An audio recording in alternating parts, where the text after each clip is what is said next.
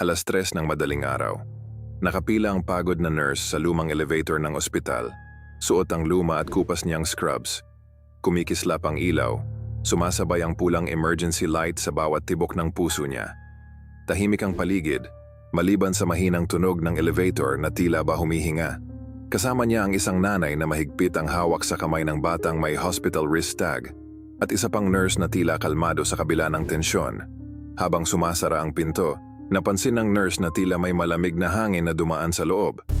Napatingin siya sa salamin, may aninong dumaan sa likod nila, mabilis at malabo. Lumingon siya, ngunit wala namang tao.